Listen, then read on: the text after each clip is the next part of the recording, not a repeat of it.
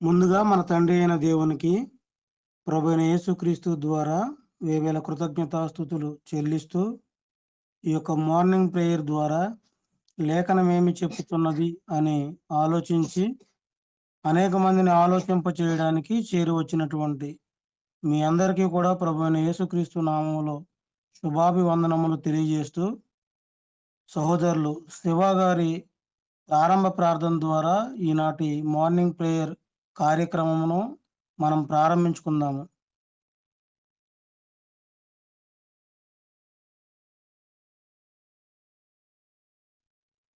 Sir speaker on చేయండి sir.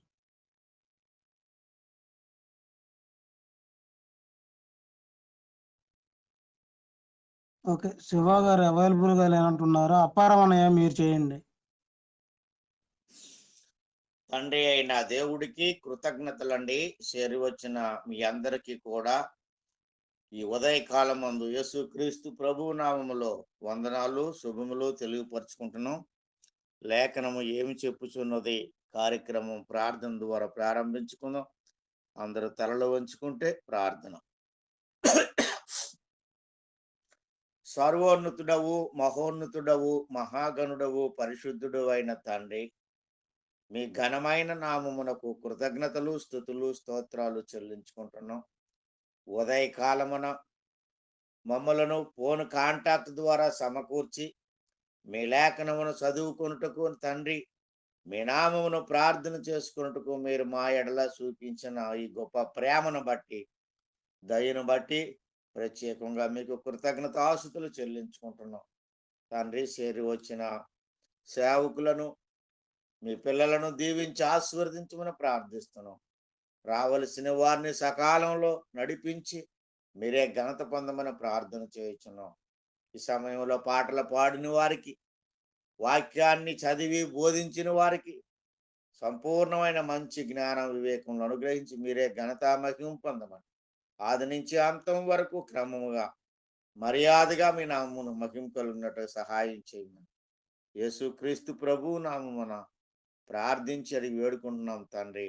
ఆమేన్. వందనాలండి. ప్రార్థన చేసినటువంటి సహోదరులు అప్పారావు గారికి వందనములు తెలియజేస్తున్నామండి. మన మధ్యలో సహోదరులు జంపన్ అబ్రహాం గారు ఉన్నారు. వారు ఆన్ చేసుకుని ఒక కీర్తన పాడవలసిందిగా కోరుకుంటున్నాం. రెండవ కీర్తనగా సహోదరులు స్వామి గారు పాడి వినిపిస్తారు.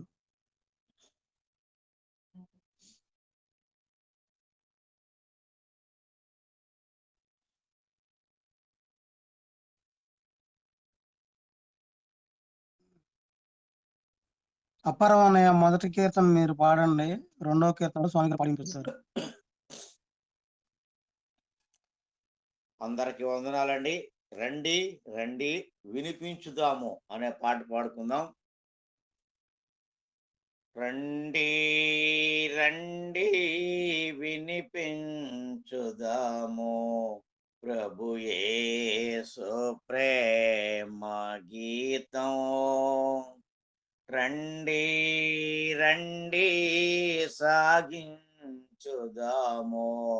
శ్రీ యేసు శాంతి సమరం.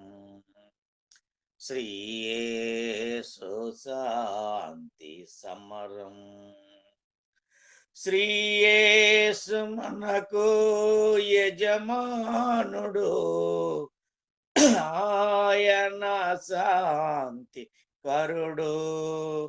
ఆ శ్రీ యేసు మనకు యజమానుడు, ఆయన శాంతి కరుడు.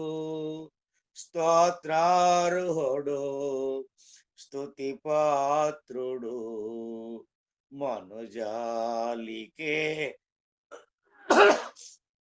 ప్రాణ ప్రియుడు. స్తోత్రార్హుడు, స్తుతి పాత్రుడు, మనుజాలికే ప్రాణ ప్రియుడు. రండి రండి వినిపించుదాము ప్రభు యేసు ప్రేమ గీతం. రండి రండి సాగించుదాము శ్రీయేసు శాంతి సమరం. శ్రీయేసు శాంతి సమరం. దైవసుతుడై జనించినాడు, పరలోకమును వేడినాడు. ఆ దైవసుతుడై జనించినాడు, పరలోకమును వేడినాడు. మన పాపములకై బలి అయినాడు, సావును జయించినాడు. మన పాపములకై బలి అయినాడు, సావును జయించినాడు. రండి రండి వినిపించుదాము ప్రభు యేసు ప్రేమ గీతం. రండి రండి సాగించుదాము శ్రీయేసు శాంతి సమరం. శ్రీయేసు శాంతి సమరం. న్యాయాధిపతిగా రానున్నవాడు, రాజాదిరాజు గనుడు. ఆ న్యాయాధిపతిగా రానున్నవాడు, రాజాదిరాజు గనుడు. నవజీవన ప్రాప్తి జరిగించువాడు, క్రీస్తేసు కరుణామయుడు. నవజీవన ప్రాప్తి జరిగించువాడు, క్రీస్తేసు కరుణామయుడు. రండి రండి వినిపించుదాము ప్రభు యేసు ప్రేమ గీతం. రండి రండి సాగించుదాము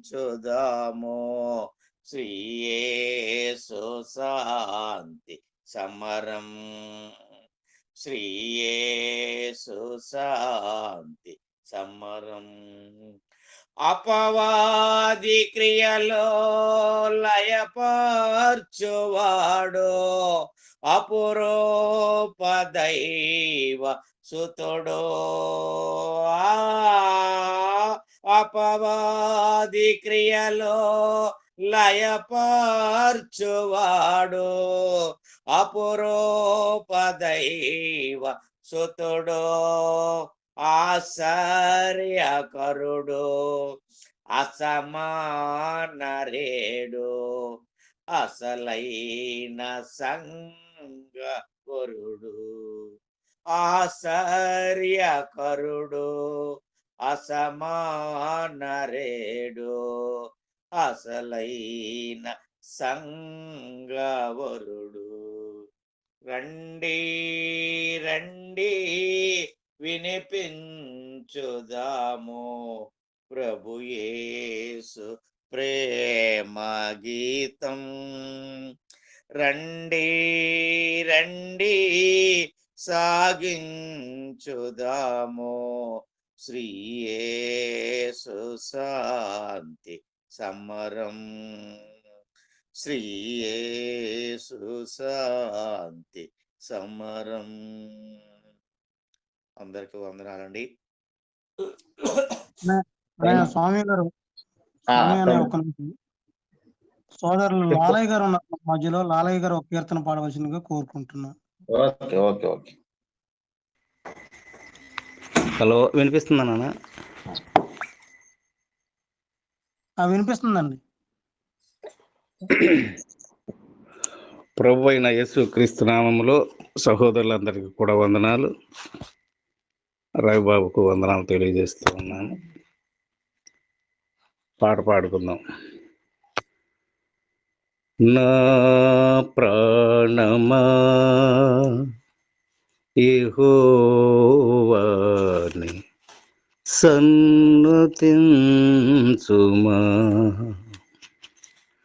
ఆయన చేసిన ఉపకారములలో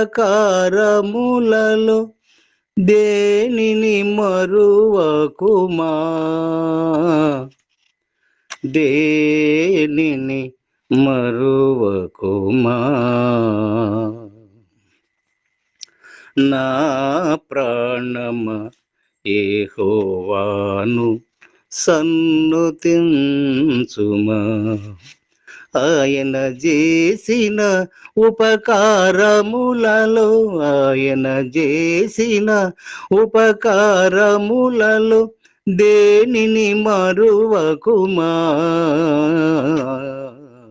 నా ప్రాణమా యెహోవాను సన్నుతించుమా,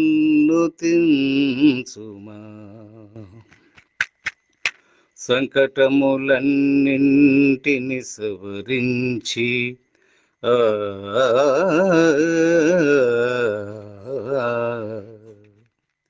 సంకటములన్నింటిని సవరించి సమాధి నుండి విమోచించి చల్లని దయమన కిరీటముగా ఉంచి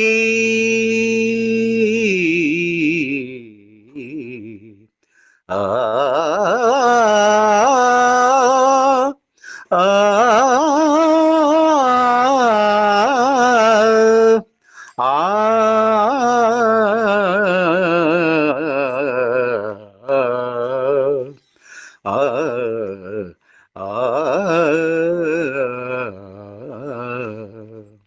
చల్లని దయమన కిరీటముగా ఉంచి సతతము మనలను బ్రోసిన దేవుని, సతతము మనలను బ్రోసిన దేవుని, నా ప్రాణమా యెహోవాను సన్నుతించుమా,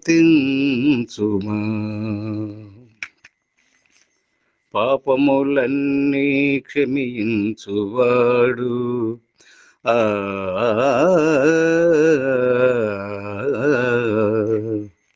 పాపములన్నీ క్షమించువాడు, దోషములన్నీ సవరించువాడు, కోపము జూపక శాపము బాపే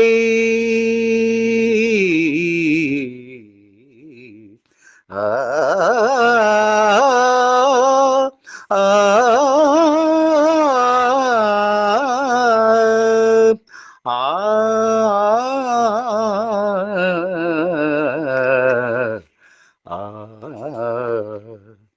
కోపము చూపక శాపము బాపి కాపరి అయి మనల కాసిన కర్తను, కాపరి అయి మనల కాసిన కర్తను, నా ప్రాణమా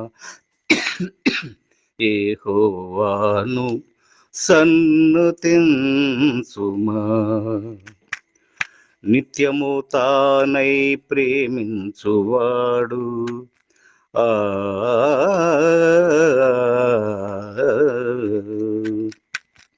నిత్యము తానై ప్రేమించువాడు, సత్యము జీవము మార్గము తానై అమితమైన మన శాపంబులకై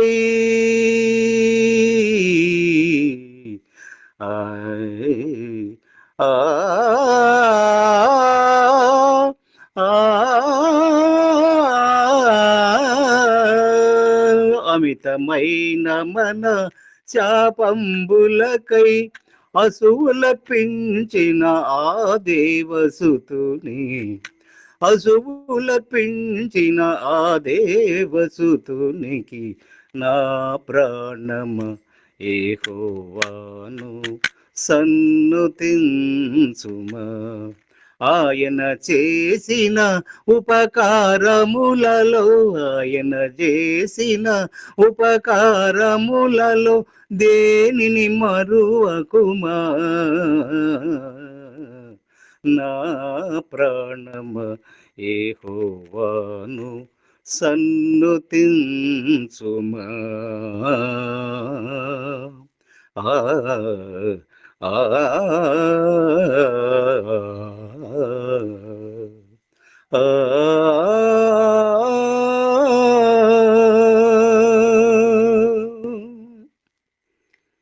వందనాలండి. అవకాశం ఇచ్చిన రవిబాబుకు వందనాలు తెలియజేస్తూ ఉన్నా. చక్కగా కీర్తనలు వినిపించినటువంటి సహోదరులు ఇరువురికి కూడా వందనములు తెలియజేస్తూ మనం ఆదికాండము 45వ అధ్యాయము వాక్యపట్నం భాగంగా చదువుకుందాము. సోదరులు స్వామి గారు మొదటి 3 వచనాలను చదివి వినిపిస్తారు. తర్వాత సుజయ్ చక్రవర్తి గారు 15వ వచనం వరకు చదువుతారు. 16వ వచనం నుండి చివరి వరకు సంధ్య చదివి వినిపిస్తుంది.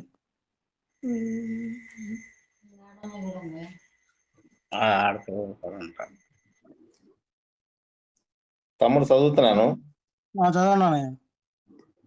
అప్పుడు యోసేపు తన యొద్ద నిలిచిన వారందరి ఎదుట తన్ను తాను అణుచుకుని జాలక, నా యొద్ద నుండి ప్రతి మనుషుని వెలపలకి పంపి వేయడని బిగ్గరగా చెప్పును. యోసేపు తన సహోదరులకు తన్ను తాను తెలుసుకొనినప్పుడు ఎవరును అతని యొద్ద నిలిచియుండ లేదు. ఓకే. ఎలుగెత్తి ఏడవగా ఐగుప్తీయులను ఫరో ఇంటి వారును వినిరి. అప్పుడు యోసేపును నా తండ్రి ఇంకా బ్రతికే ఉన్నాడా అని అడిగినప్పుడు అతని సహోదరులు అతని ముఖమునందు తొందరపడి అతనికి ఉత్తరం ఇయ్యలేకపోయేరి. అంతటా యోసేపు నా దగ్గరకు రండని తన సహోదరులతో చెప్పినప్పుడు వారు అతని దగ్గరకు వచ్చిరి. అప్పుడు అతడు, ఐగుప్తునకు వెళ్ళినట్లు మీరు అమ్మివేసిన మీ సహోదరుడైన యోసేపును నేనే. అయినను నేను ఇక్కడికి వచ్చినట్లు మీరు నన్ను అమ్మివేసినందుకు దుఃఖపడుకుడి. అది మీకు సంతాపము పుట్టింపనీయకుడి. ప్రాణరక్షణ కొరకు దేవుడు మీకు ముందుగా నన్ను పంపించను. 2 సంవత్సరముల నుండి కరువు ఆ దేశంలో ఉన్నది. సేద్యమైనను కోత అయినను లేని సంవత్సరములు ఇంకా 5 వచ్చును. మిమ్మును ఆశ్చర్యముగా రక్షించి దేశంలో మిమ్మును శేషముగా నిలుపుటకు ప్రాణంతో కాపాడుటకును దేవుడు మీకు ముందుగా నన్ను పంపించను. కాబట్టి దేవుడే గాని మీరు నన్ను ఇక్కడికి పంపలేదు. అయినా ఆయన నన్ను ఫరోకు తండ్రిగాను అతని ఇంటికి వారికి అందరికీ ప్రభువుగాను ఐగుప్తు దేశం అంతటి మీద ఏలికగాను నియమించను. మీరు త్వరగా నా తండ్రి యొద్దకు వెళ్ళి అతనితో, నీ కుమారుడైన యోసేపు దేవుడు నన్ను ఐగుప్తు దేశం అంతటికి ప్రభుగా నియమించను. నా యొద్దకు రమ్ము, అక్కడ ఉండవద్దు. నీవు గోషేను దేశమందు నివసించదవు.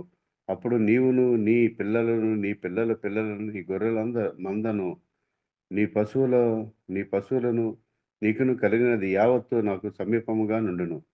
ఇకను 5 కరువు సంవత్సరములు వచ్చును గనుక నీకును నీ ఇంటి వారికి నీ కలిగిన అంతటికి పేదరికం రాకుండా అక్కడ నిన్ను పోషించుచున్నదని చెప్పుడి.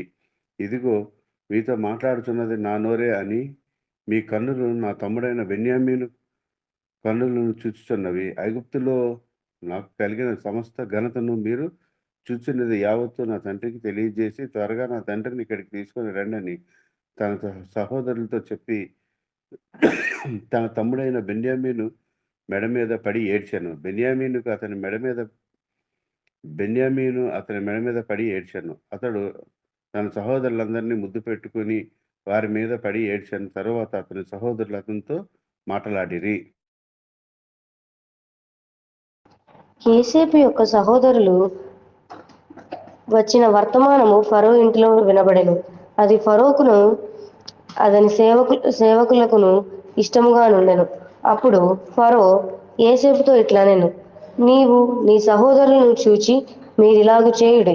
మీ పశువుల మీద బరువులు కట్టి కానాను దేశమునకు వెళ్ళి మీ తండ్రిని మీ ఇంటి వారిని వెంట పెట్టుకొని నా యొద్దకు రండి. ఐగుప్తు దేశమందలి మంచి వస్తువులను మీకు ఇచ్చేదను. ఈ దేశం యొక్క సారమును మీరు అనుభవించెదరు. నీకు ఆజ్ఞ అయినది కదా, దీన్ని చేయుడి. మీ పిల్లల కొరకును మీ భార్యల కొరకును ఐగుప్తులో నుండి బండ్లను తీసుకొని పోయి మీ పెట్టుకొని రండి. ఐగుప్తు దేశమంతటిలోనున్న మంచి వస్తువులు మీవే అగును గనుక మీ సామాగ్రిని లక్ష్య పెట్టకుడని చెప్పుమనగా ఇశ్రాయేలు కుమారులు అలాగుననే చేసిరి. యోసేపు ఫరో మాట చెప్పున వారికి బండ్లను ఇప్పించెను, మార్గమునకు ఆహారం ఇప్పించెను. అతడు వారికి 2 దుస్తుల బట్టలు ఇచ్చెను.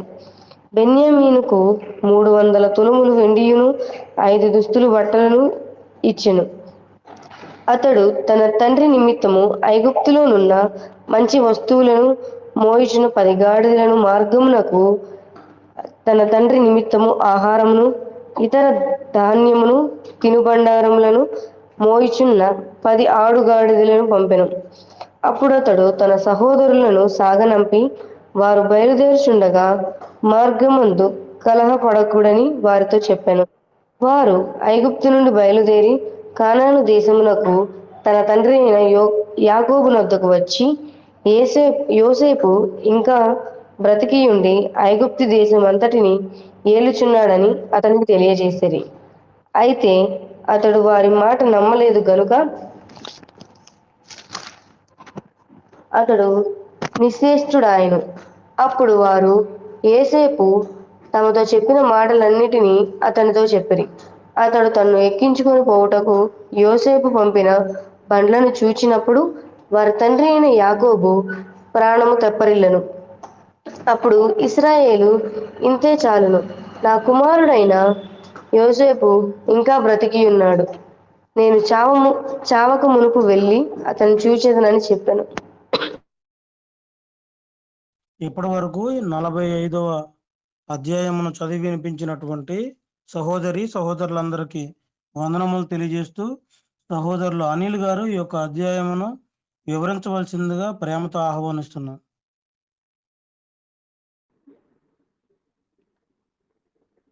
తండ్రి అయిన దేవునికి కృతజ్ఞతాస్తుతులు.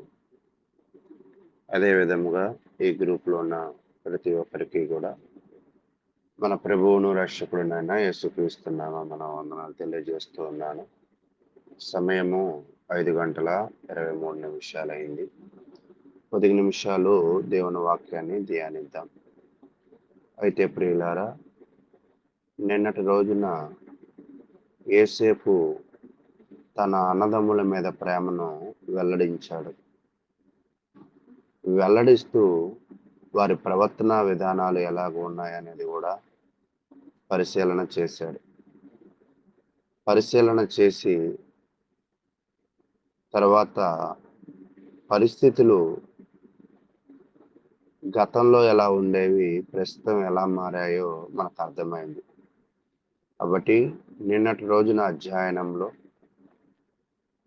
ఎంత కీడు చేసినప్పటికీ కూడా వారి మీద ఆయన ప్రేమ కలిగి ఉండడం, తిరిగి వారిని పరిశీలన చేయడం, వారిని క్షమించడము అనేది చూస్తూ ఉన్నాం.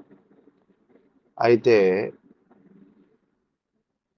అప్పుడు వారి యొక్క అన్నదమ్ములు ఏం చెప్తున్నారంటే, యోధా, అయ్యా మేమైతే ఈ దొంగతనం చేయలేదని చెప్తూ యోసేపు గురించి, బెన్యామీను గురించి, వారి మీద ఉన్న యాకోబుకి ప్రేమను గురించి ఈ యొక్క గత అధ్యాయంలో చూసాం. ఇంకా యాకోబు బ్రతికి ఉన్నాడు అనే విషయము ఇక్కడ ఇతనికి అర్థమైన తర్వాత ఇంకా యోసేపు తన బాధను ఆపుకోలేకపోయాడు. ఇప్పటిదాకా యాకోబు బ్రతికి ఉన్నాడా లేదా అనే సందేహం. అయితే ఇప్పుడు ఈ 45వ అధ్యాయానికి వచ్చేసరికి యాకోబు వయసు ఎంత అంటే 130 సంవత్సరాలు. యోసేపు వయసు ఎంత అంటే 39 సంవత్సరాలు ఇంచుమించుగా. ఇంచుమించుగా 39 సంవత్సరాలు యోసేపుది, 130 సంవత్సరాలు ఈ యాకోబుది. అయితే తన తండ్రి బ్రతికి ఉన్నాడు అనేసరికి అక్కడ సభలో ఉన్న జనులందరినీ కూడా పంపించి, కేవలం ఎవరెవరు ఉన్నారంటే యోసేపు తన అన్నదమ్ములు ఉన్నారు. ఎలుగెత్తి ఏడుస్తూ ఉన్నాడు. నిజంగా ఎలుగెత్తి ఏడవడము మనం చాలా తక్కువ సందర్భాల్లో చూస్తూ ఉంటాం. కానీ ఇక్కడ ఎలుగెత్తి ఏడుస్తూ ఉన్నప్పుడు అక్కడ ఉన్న వారందరికీ ఏం అర్థం కావడం లేదు. అదేంటి, మనం ఏదో దొంగతనం చేసామని తీసుకొచ్చారు, మనం చెప్పిన సాక్ష్యాన్ని బట్టి, మనం ఇచ్చిన ఎక్స్ప్లెనేషన్ బట్టి మనల్ని శిక్షించాలా విడిచిపెట్టాలా అనేది చూడాలి, కానీ ఏడుస్తున్నారు అనేది ఈ యొక్క 10 మంది అన్నదమ్ములకి అర్థం కావట్లా. ఈ అర్థం కాని సందర్భంలో యోసేపు ఇప్పటిదాకా రహస్యంగా ఉంచిన విషయాన్ని రివీల్ చేశాడు. నన్ను మీరు ఎవరనుకుంటున్నారు? నేనే యోసేపుని. నా తండ్రి ఇంకా బ్రతికే ఉన్నాడా? నేను బ్రతికే ఉన్నాను అని తన యొక్క జీవితాన్ని, ఆయన బ్రతికి ఉన్న సంగతిని వాళ్ళకి తెలియజేసి ఉన్నాడు. అయితే మీరు నన్ను అమ్మివేసినప్పటికీ కూడా, మీరు ఎవరినైతే అమ్మివేశారో ఆ సహోదరుడైన యోసేపుని నేనే. ఏ తండ్రి చేత ప్రేమింపబడ్డానో ఆ సహోదరుడైన యోసేపుని నేనే అనేది కోట్ చేస్తూ వచ్చాడు, తెలియజేస్తూ వచ్చి, అయితే మీరు ఒకవేళ ఇప్పుడు నేనేదో అధికారంలో ఉన్నానని, మీరు నా దగ్గరికి ధాన్యము కొరకు వచ్చారని మీరైతే నేను మిమ్మల్ని ఏదో ప్రమాద బారిలో పడేస్తానని మీరు ఆలోచన చేయొద్దు. గతంలో జరిగిపోయిన పొరపాటును బట్టి కూడా మీరు దుఃఖపడవద్దు. గతంలో మీరు నన్ను అమ్మివేశారు, మీ వల్ల నేను ఎన్నో ఇబ్బందులు పడ్డాను, కానీ అది జరిగిందంతా కూడా దేవుడి చేత జరిగిందని నేనైతే భావిస్తూ ఉన్నా. కాబట్టి దాని గురించి మీరేమీ బాధపడవద్దు అని చెప్తూ ఉన్నాడు. చెప్తూ ఉన్నప్పుడు ఒక వచనాన్ని చదివి కొంచెం ముందుకు వెళదాం. మత్తయి సువార్త 6వ అధ్యాయం.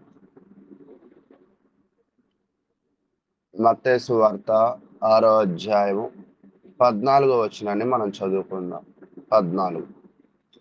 మనుషుల అపరాధములను మీరు క్షమించిన ఎడల మీ పరలోకపు తండ్రి మీ అపరాధములను క్షమించు. మీరు మనుషుల అపరాధములను క్షమింపకపోయిన ఎడల మీ తండ్రియు మీ అపరాధములను క్షమింపడు. ఈరోజు మత్తయి సువార్తలో అక్కడ చెప్తున్న విషయం ఏమిటి అంటే, మనము ఇతరులను క్షమించగలిగినట్లయితే, ఎలాంటి పరిస్థితి అయితే అయినా దేవుడు మనల్ని క్షమిస్తాడు. మనం ఇతరులను క్షమించకపోతే దేవుడు మనలను క్షమించడు.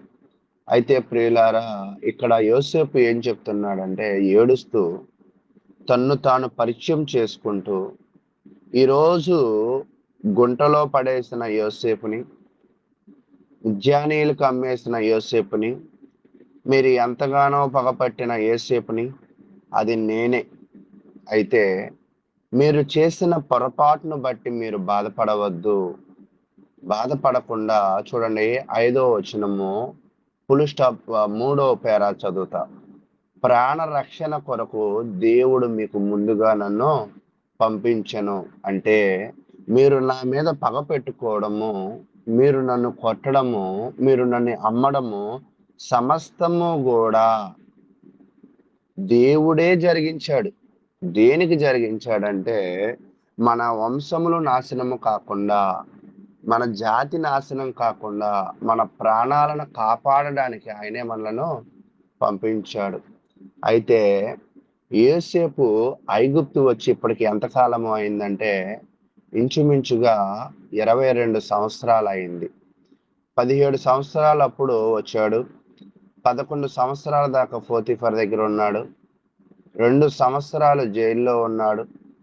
7 సంవత్సరాలు సమృద్ధి పంట వచ్చింది. ఇప్పుడు ఏమంటున్నాడంటే 6వ వచనంలో 2 సంవత్సరముల నుండి కరువు దేశంలోనున్నది. అంటే కరువు ఎన్ని సంవత్సరాలు ఉండిద్ది అంటే 7 సంవత్సరాలు. కానీ ఇప్పటిదాకా ఎన్ని సంవత్సరాలు కరువులో ఉన్నారు వాళ్ళు? 2 సంవత్సరాల కరువులో ఉన్నారు. ఇంకా ఎంతకాలం కరువు ఉంది? ఇంకా 5 సంవత్సరాలు కరువు ఉన్నది అనే దానిని కూడా గుర్తు చేస్తూ ఉన్నాడు.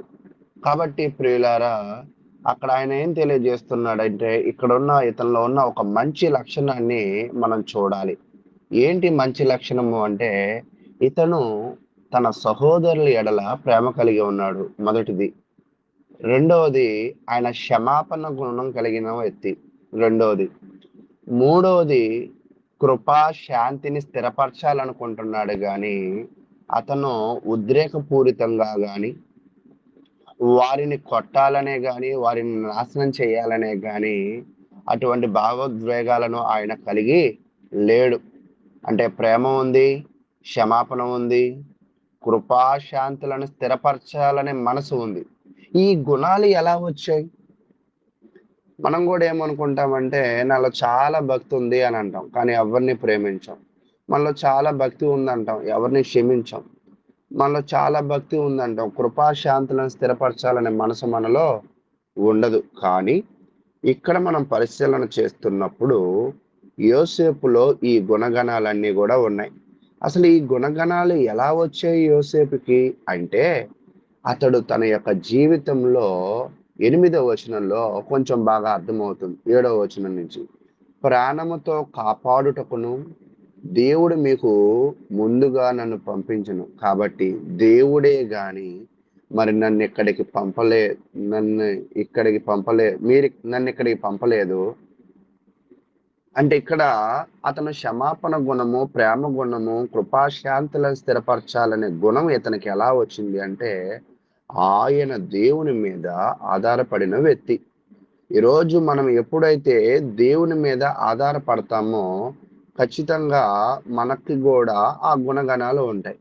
ఈరోజు దేవుని మీద ఆధారపడ్డాము అని చెప్తూ ఒకవేళ ఈ గుణగణాలతో ఎవరైతే ఉండరో వాళ్ళు దేవుని మీద ఆధారపడిన వ్యక్తులుగా మనము చూడలేం. 22 సంవత్సరాలలో బాధలు అనుభవిస్తూ ఉన్నాడు. 9 సంవత్సరాలు బాగా గొప్ప స్థితిలోకి వచ్చాడు. అయినప్పటికీ కూడా తన మనసులో వేదన ఏంటంటే తన తండ్రి మీద ఎంత ప్రేమను పెంచుకున్నాడో ఇక్కడ గుర్తొస్తుంది. 22 సంవత్సరాలు అయినప్పటికీ కూడా తండ్రి మీద ప్రేమ చెక్కు చెరగల, తన సహోదరుల మీద కోపము ఏమీ అభివృద్ధి పరుచుకోలేదు. అయితే ప్రతిదీ కూడా ఎవరి చిత్తం అనుకుంటున్నాడంటే దేవుని చిత్తమే అని అనుకుంటున్నాడు. కాబట్టి ఇక్కడ నేను గొప్ప స్థితిలోనే ఉన్నాను, దయచేసి మీరేమీ బాధపడద్దు అని చెప్తూ ఎవరి చేత ఇన్ని బాధలు పడ్డాడో ఆ బాధలు వాళ్ళ వల్ల కాదని తెలియజేస్తూ వారినే ఏం చేస్తున్నాడంటే, వారి ఆపదలో నుండి, మీరు కానానులో ఉన్నారు కదా, మీకు ఆహారం దొరకట్లేదు కదా, మీరు ఇబ్బంది పడుతూ ఉన్నారు కదా, ఆ దేవుడే నాకు జ్ఞానం ఇచ్చి ఈరోజు ఈ ఐగుప్తు దేశంలో ధాన్యాన్ని పోగు చేసుకునే పరిస్థితి ఇచ్చాడు. కాబట్టి నేను ఇక్కడ గొప్ప స్థితిలో ఉన్నాను. కాబట్టి దేవుని సంకల్పము ఇదేనేమో మనల్ని కాపాడుకోవడం. కాబట్టి మీరు ఇక్కడికి వచ్చేయండి, తండ్రిని, మీ భార్యలను, మీ పిల్లలను అందరినీ తోలుకుని వచ్చేయండి, అయితే మీకు నేను గోషేను దేశం ఇస్తాను అన్నాడు. గోషేను దేశమే ఎందుకు ఇస్తా అన్నాడు? ఈరోజు మనం కూడా ఒక్కోసారి కొంతమంది కోపం ఉంచుకుని ప్రేమగా మాట్లాడి వాళ్ళని మనము ఇబ్బంది పెట్టే ప్రయత్నం చేస్తూ ఉంటాం. కానీ యోసేపు మాటలలోనే కాదు, ప్రేమ చేతలలో కూడా చూపించాడు. కొంతమంది భక్తిని ఎలాగంటే మాటల్లో చూపిస్తూ ఉంటారు, నేను దేవుణ్ణి అంత ప్రేమిస్తున్నాను, దేవుణ్ణి ఎంత ప్రేమిస్తున్నానని. అలాగే కొంతమంది మనుషుల మీద ఇతనంటే నాకు ఎంత ప్రేమ, అంత ప్రేమ అంటూ ఉంటారు. కానీ యోసేపు మాటలతో పాటు చేతలలో తన ప్రేమను కనపరుస్తూ ఏం చెప్తున్నాడంటే గోషేను దేశం ఇస్తాను. గోషేను దేశంలో ఏమైనా ప్రత్యేకత ఉందా అంటే అవును, ప్రత్యేకత ఉన్నదే. ఈ గోషేను దేశము ఐగుప్తు దేశంలో ప్రాంతం, చాలా శ్రేష్టమైన భాగము, చాలా సారవంతమైన నేలలో ఉన్న పరిస్థితి. కాబట్టి ఈ గోషేను ప్రాంతాన్ని ఎవరికి ఇస్తా అంటున్నాడంటే అతను ఆ యొక్క అన్నదమ్ములకి ఇస్తా అన్నాడు. బాధించిన అన్నదమ్ములకి శ్రేష్టమైన భాగాన్ని ఇస్తా అంటున్నాడు. చూడండి 20వ వచనంలో చెప్తున్నాడు గోషేను ప్రాంతం ఎంత గొప్పదో. ఐగుప్తు దేశమంతటిలోనున్న మంచి వస్తువులు మీవే అగును. అంటే గోషేను దేశంలో ఏముందంటే మంచి వస్తువులు కలిగిన ప్రాంతము, దేశము గనుక మీ సామాగ్రిని లక్ష్య పెట్టుకుని చెప్పమనగా. కాబట్టి మీరందరూ ఆలోచన చేయకుండా వెంటనే కానాను వెళ్ళండి, మీ నాన్నగారితో మాట్లాడండి, నేను బ్రతికే ఉన్నానని చెప్పండి, ఇదిగో 10 గాడిదలు పంపిస్తున్నానని చెప్పాడు. మరలా ఇంకో 10 ఆడగాడిదలను పంపించాడు. 20 గాడిదలతో అతను ఈ ప్రాంతము నుంచి అంటే ఐగుప్తు నుంచి కానాను వెళ్ళారు. కానాను వెళ్ళి తన తండ్రికి ఇదంతా ఎక్స్ప్లెయిన్ చేశారు. నిజంగా అబ్రహాము, ఇస్సాకు, యాకోబులలో బాగా జీవితాల్లో బాధలు పడ్డ వ్యక్తి ఎవరు అంటే నాకు తెలిసి నాకున్న పరిస్థితులను బట్టి యాకోబు అని నేను అనుకుంటూ ఉన్నా. ఎందుకంటే 77 వయసులో అతను తన మామ దగ్గరికి వెళ్ళిపోవడం, మామ చేత మోసపరచబడడం, తర్వాత 2 భార్యలను చేసుకోవడం, తర్వాత వాళ్ళ మధ్యలో సమస్యలు తీర్చుకోవడం, తర్వాత బిడ్డలు పుట్టడం, తర్వాత ఒక బిడ్డ దూరం అయిపోవడం, అలాగా అడుగడుగున తన జీవితంలో ఎన్ని ఘట్టాలు వచ్చాయో ఆ ప్రతి ఘట్టాన్ని ఆయన బాధగా తీసుకోకుండా ప్రతి ఘట్టాన్ని బట్టి మంచి విషయాలు నేర్చుకుని యాకోబు కాస్త ఇశ్రాయేలుగా మారిన పరిస్థితి. కాబట్టి ప్రియులారా, ఇప్పుడు ఈ ఇశ్రాయేలుకి మంచి రోజులు వస్తున్నాయి, అంటే యాకోబుకి మంచి రోజులు వస్తున్నాయి. చచ్చిపోయాడు 22 సంవత్సరాల క్రితం అనుకున్న వ్యక్తి బ్రతికి ఉన్నాడు. ఆ బ్రతికి ఉన్న వ్యక్తిని మరలా తన తండ్రి మీద, తన అన్నదమ్ముల మీద మంచి ప్రేమను కలిగి ఉన్నాడు. కాబట్టి నిజంగా ఈ యొక్క కుటుంబాన్ని మనం పరిశీలన చేస్తున్నప్పుడు ఈ కుటుంబ సభ్యులందరూ కలిసే సమయం దగ్గరికి వచ్చింది. చూడండి 22వ వచనం. అతడు వారికి 2 దుస్తులు బట్టలు ఇచ్చెను. బెన్యామీనుకు 300 తులముల వెండియు 5 దుస్తుల బట్టలు ఇచ్చెను. అందరికి ఒకలాగా ఇచ్చాడు, బెన్యామీనుకు ఒకలాగా ఇచ్చాడు. అంటే బెన్యామీన్ మీద ఉన్న ప్రేమను వ్యక్తపరుస్తున్నాడు. చూడండి అక్కడ ఎన్ని నాణ్యాలకు అమ్మాడని మనం గతంలో చూసామంటే అతను మనం పరిశీలన చేస్తూ ఉన్నప్పుడు యోసేపుని ఐగుప్తుకి అమ్మింది ఎన్ని నాణ్యాల కంటే ఇంచుమించుగా కాదు 20 వెండి తులములకు అమ్మారు. కానీ ఇప్పుడు యోసేపే వాళ్ళకి 300 తులముల వెండి ఇచ్చాడు. ఎంత రెట్టింపు చేసి ఇచ్చాడు! ఏ ధనము కోసము అమ్మారో ఆ ధనాన్ని ఇప్పుడు తృణప్రాయముగా ఇచ్చేశాడు. తృణప్రాయంగా ఇచ్చేసి మీరు వెంటనే బయలుదేరిపోండి, అయితే ఒకటి గుర్తుపెట్టుకోండి, మీరు గొడవలో పడవద్దు దారిలో అని హెచ్చరిక చేస్తూ యాకోబు దగ్గరికి పంపించాడు. అయితే యాకోబుకి ఇదంతా చెప్పారు వీళ్ళు, కానీ యాకోబు వెంటనే నమ్మల. సరే నువ్వు నమ్మద్దు కానీ ఇదిగో మా దగ్గరకు వచ్చిన గాడిదలను చూడు, మా దగ్గర ఉన్న వస్తువులను చూడు అని వస్తువులను చూపించి మరి అతనిలో ఉన్న నమ్మకాన్ని నిర్ణయించారు. అది 26వ వచనంలో చూస్తూ ఉన్నాం. అయితే 27వ వచనాన్ని ఒకసారి చూద్దాం. 27వ వచనము. అప్పుడు వారు యోసేపు తమతో చెప్పిన మాటలన్నిటినీ అతనితో చెప్పిరి. అతడు తను ఎక్కించుకుపోవుటకు యోసేపు పంపిన బండ్లు చూచినప్పుడు వారి తండ్రి అయిన యాకోబు ప్రాణము తెప్పరిల్లెను. నిజంగా యాకోబుకి ఒకవేళ తన యొక్క కుమారుడు గొప్ప స్థితిలోకి వెళ్తాడని ముందే తెలుసు, కానీ ఇప్పుడు చచ్చిపోయాడని అనుకున్నాడు. కానీ గొప్ప స్థితిలోకి వెళ్తాడని ఎలా తెలుసు అంటే ఒక కళ ఉంటుంది కదా, ఒక పన్నా లెగిసినప్పుడు మిగతా పన్నాలన్నీ ఇతని కాళ్ళ మీద పడినట్లుగా. అయితే ఒకవేళ దానిని ఆధారం చేసుకున్నాడు, వీళ్ళ మాటలను ఆధారం చేసుకున్నారు, వీళ్ళు తెచ్చిన వస్తువులను ఆధారం చేసుకున్నారు. ఇవన్నీ చేసుకున్న తర్వాత 20 సంవత్సరాల నుంచి పడుతున్న దుఃఖానికి విముక్తి వచ్చింది. విముక్తి వచ్చిన తర్వాత ఇప్పుడు 28వ వచనం. అప్పుడు ఇశ్రాయేలు ఇంతే చాలు ఏమంటాడంట, ఇంక ఇది చాలు, నా కొడుకుని నేను చూసే అవకాశం వచ్చింది, చనిపోలేదన్న బాధ నుంచి విముక్తి వచ్చింది, నా కొడుకులు అందరూ కలిసి ఒక చోట జీవించడానికి శ్రేష్టమైన భాగంలో ఒక మంచి ప్రాంతం నాకు రాకపోతుంది, కాబట్టి నాకు ఇంతే చాలు. నిజంగా ఎంత సంతృప్తికరమైన జీవితంలో అతను జీవిస్తున్నాడో. నేను చావక ముందే నా కొడుకు దగ్గరికి వెళ్ళిపోతాను అని తన ఆనందాన్ని వ్యక్తపరిచాడు. చూడండి మొదటి వచనమేమో బాధతో ప్రారంభమైంది, చివరి వచనమేమో ఆనందంతో ముగింపబడింది. సుఖదుఖములను దేవుడే జతపరిచాడు. ఎప్పుడు కష్టాలే ఉండవు చూడండి. ఎప్పుడు ముళ్ళు 12 మీద ఉండదు, ఖచ్చితంగా 6 మీదకి వచ్చేది. ఎప్పుడు 6 మీద ఉండదు, 12 మీద ఉండేది. కాబట్టి సంతోషంలో ఉన్నావని బాధపడుతున్న వారిని తృణీకరించద్దు. బాధలలో ఉన్నావని నువ్వు ఎప్పుడు కూడా కృంగిపోవద్దు. సమయం ఎప్పుడు మారుతూనే ఉంటుంది. ఎల్లవేళలా యోసేపు దేవుని మీద ఆధారపడినట్లుగా మనం కూడా దేవుని మీద ఆధారపడాలని కోరుకుంటూ, మనం కూడా ఎప్పుడు ఐక్యత, ప్రేమ, క్షమాపణలు కలిగి ఉండాలని కోరుకుంటూ, మరి చివరికి ఒక వాక్యాన్ని చూపించి ముగిస్తున్నాను. ఎఫెసీయులకు రాసిన పత్రిక 4వ అధ్యాయం 32వ వచనం. 4వ అధ్యాయం 32. ఒకని ఎడల ఒకడు కలిగి కరుణా హృదయులై క్రీస్తునందు దేవుడు మిమ్మల్ని క్షమించిన ప్రకారం మీరు ఒకరినొకరు క్షమించుడు. మనం అందరం క్షమాపణ కలిగి ఉండాలి, అందరినీ క్షమించాలి, ఎట్టి పరిస్థితులైనా క్షమించాలి. మరలా ఎప్పుడు చేసిన తప్పులను తవ్వుకోవద్దు. దయచేసి ప్రతి ఒక్కరితో సహవాసం ఉండండి, ఐక్యత కలిగి ఉండండి. సాధ్యమైనంత వరకు క్రీస్తునందు ఉన్న భక్తితో ముందుకు వెళ్ళండి. ఎవరిని దూరపరచుకోవద్దు. దూరం చేసుకునే మాటలు, ప్రవర్తనలు మీ జీవితంలోకి రావద్దు. దేవుడు మిమ్మల్ని, మీ కుటుంబాన్ని దీవించును గాక. ఇప్పటి వరకు చక్కగా 45వ అధ్యాయమును వివరించినటువంటి సహోదరులకు వందనములు తెలియజేస్తూ, ఇప్పటి వరకు జరిగినటువంటి కార్యక్రమం అంతటిని బట్టి, అలాగే 2వ వర్తమానముగా సహోదరులు దేవకరణ గారు యొక్క మెసేజ్ విషయమై కూడా సోదరులు దేవరాజు గారు ప్రార్థన చేయవలసిందిగా ప్రేమతో ఆహ్వానిస్తున్నాం. అందరికీ వందనములు. ప్రార్థన చేసుకున్నాను. పరిశుద్ధుడా, ప్రేమ కలిగిన తండ్రి, మీ నామము నాకు ఈ ఉదయకాలపు కృతజ్ఞతలు తండ్రి.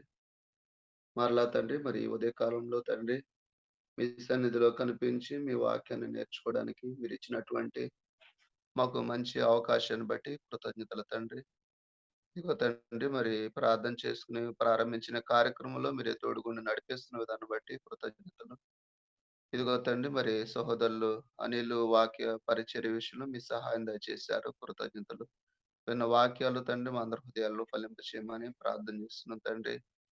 ఇదిగో తండ్రి, మరి యేసేపు తన జీవితంలో అనేకమైనటువంటి శ్రమలు వచ్చినప్పటికీ తండ్రి, మరి మీ మీద ఆధారపడి జీవించినట్లుగా మేము తండ్రి ఈరోజు మీ వాక్యం నుంచి గ్రహించాము.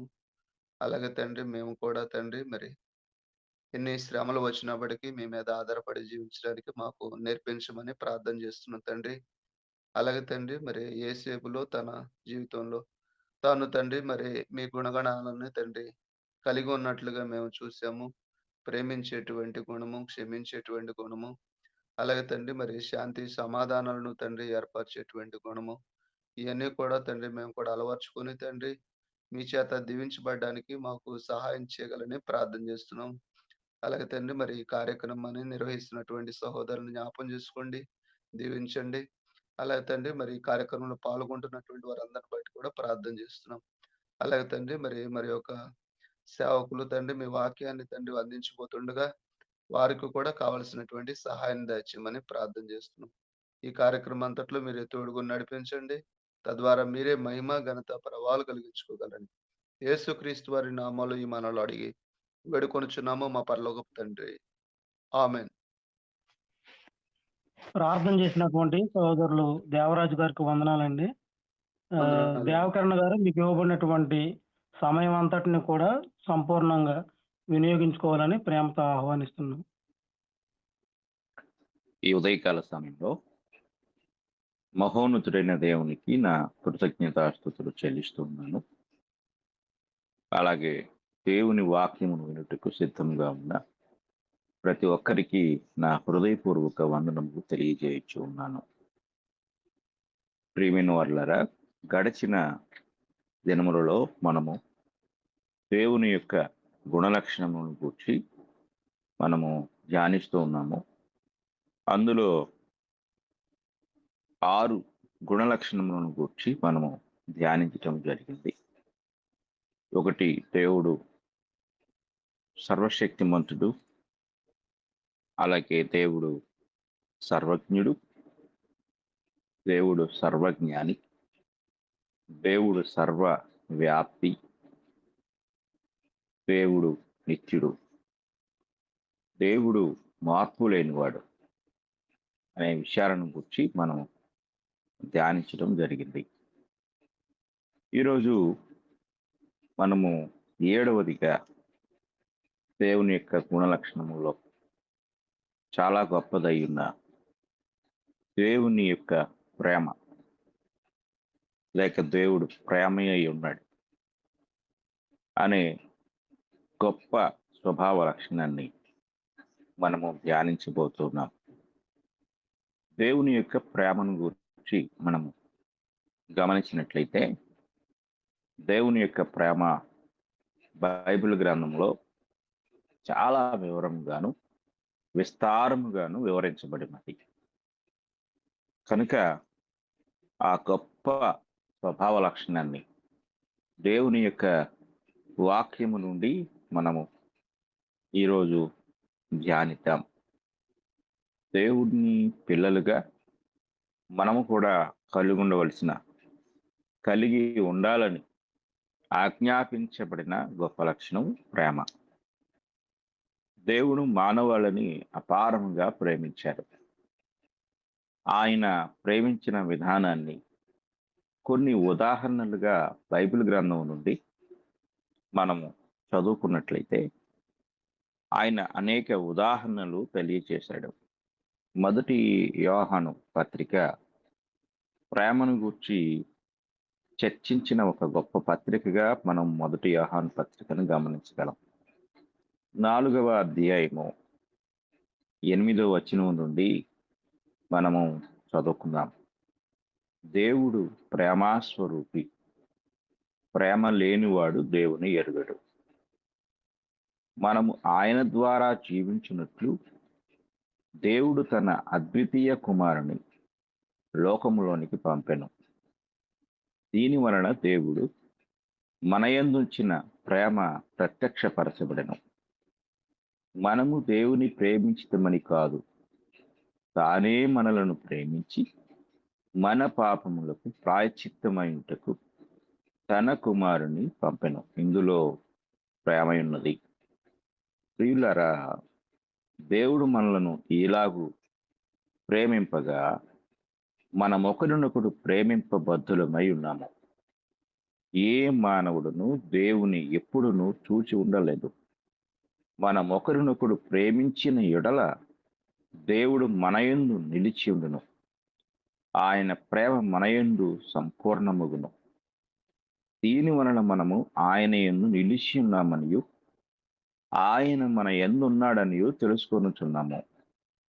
ఏలయనగా ఆయన మనకు తన ఆత్మలో పాలు దయచేసి ఉన్నాడు. మరియు తండ్రి తన కుమారుని లోక రక్షకుడిగా ఉంటకు పంపియుటకు మేము చూచి సాక్ష్యమిచ్చుచున్నాము. యేసు దేవుని కుమారుడని ఎవడు ఒప్పుకొనునో వానిలో దేవుడు నిలిచి ఉన్నాడు, వాడు దేవుని యందు ఉన్నాడు. మనము మన ఎడల దేవునికి ఉన్న ప్రేమను మనం ఎరిగిన వారమై దాన్ని నమ్ముకొని ఉన్నాము. దేవుడు ప్రేమాస్వరూపి అయి ఉన్నాడు. ప్రేమ యందు నిలిచి ఉండువాడు దేవుని యందు నిలిచి ఉన్నాడు, దేవుడు వాని యందు నిలిచి ఉన్నాడు. ఇది ప్రేమను గూర్చి దేవుడు తెలియచేసిన గొప్ప వివరణ. ఈ గొప్ప వివరణను మనం జాగ్రత్తగా గమనిస్తే, ప్రేమ యొక్క ఉదాహరణలు మనం ఆలోచించినప్పుడు అద్భుతమైన సందేశాన్ని, దేవుడు ప్రేమయ్య ఉన్నాడని, ప్రేమ స్వరూపి అయి ఉన్నాడని, ప్రేమ యందు నిలిచి ఉండువాడు దేవుని యందు నిలిచి ఉన్నాడని ఎన్నో సంగతులు ఈ యొక్క అధ్యాయంలో చర్చించడం జరిగింది. కనుక దేవుని చేత ప్రేమించబడిన వారి యొక్క